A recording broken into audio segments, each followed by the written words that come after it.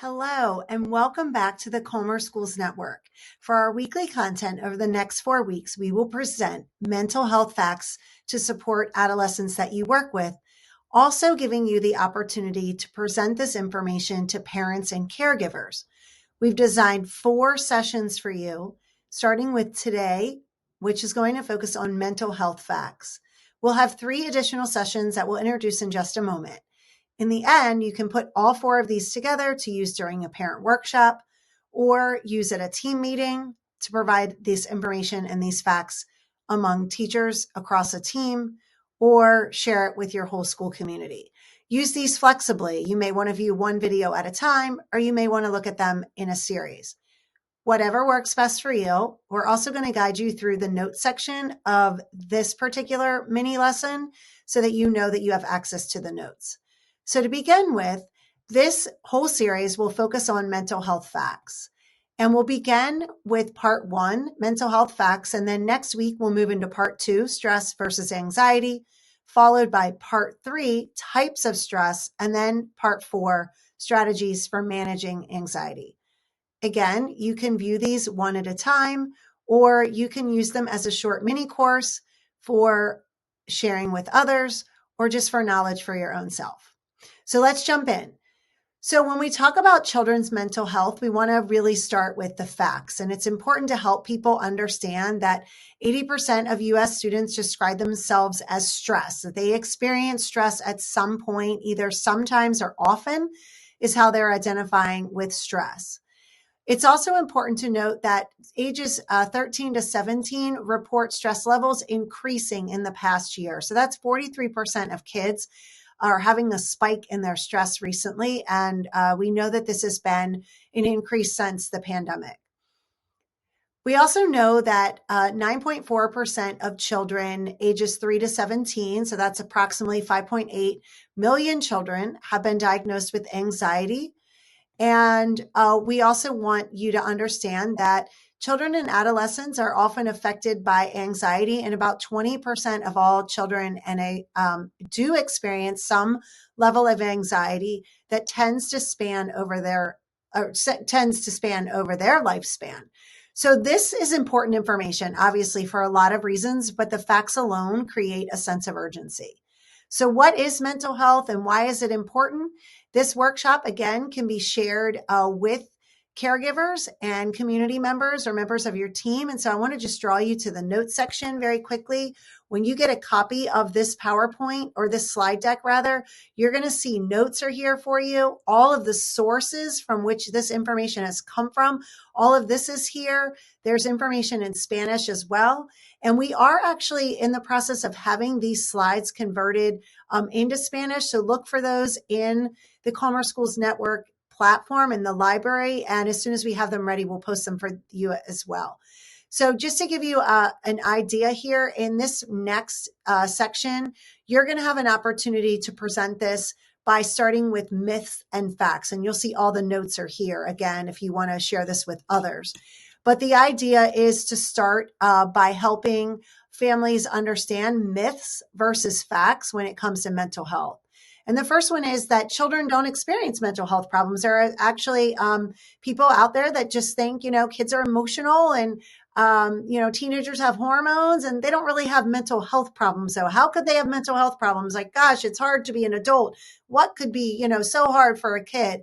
And when we know that that is a myth, right? We know that children as early, as 14 years old, about half of our mental health disorders are starting to be recognized by age 14. So not that they're always diagnosed by age 14, but we can start to see symptoms show up about half the time by age 14. And 3/4 of mental health concerns and symptoms will become prevalent by age 24. So a lot of the mental health that people experience actually does happen in childhood and even young adulthood.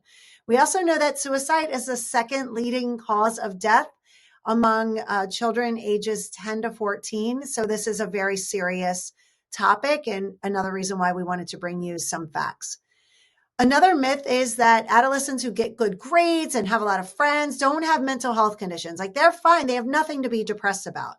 And that's actually not true at all. Depression is, based on a lot of biological factors, can be genetic, can be physical concerns, brain chemistry changes, trauma, injuries, things like that. So that's just a myth. And again, we've left the notes there for you if you want to go deeper with whatever audience you're sharing. And again, this one is just reinforcing that it's not mood swings, caused by hormonal fluctuations that need to be kind of like, oh, it's not really a mental health thing. It's just a teenage thing. Yes, teenagers have hormones that fluctuate. And yes, teenagers have mood swings. And yes, if they're under a lot of stress about a test, they might be really moody and acting out. But when we're talking about mental health, we're talking about persistent feelings. So how a child thinks, feels, and acts long term. So they're persistently feeling and experiencing these emotions.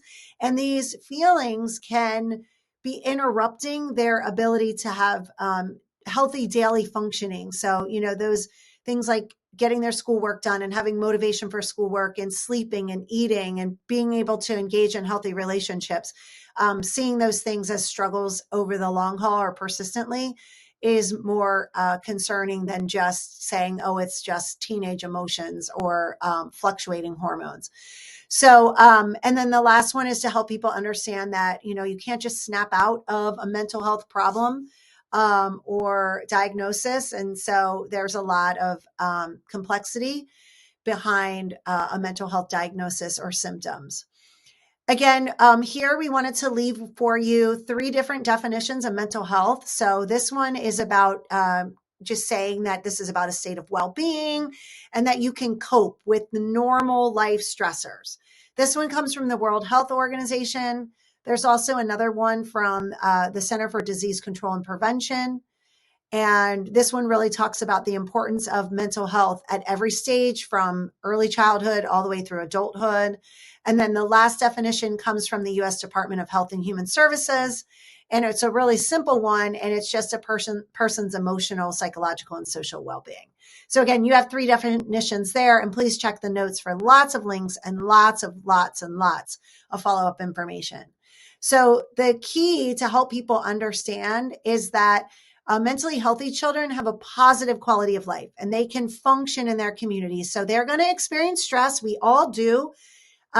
Stress and mental health are not equal. We're going to have ups and downs in life, but it's this idea of being able to reach these emotional milestones and then have the ability to cope when stress and problems arise. And so we know that this is a really important topic.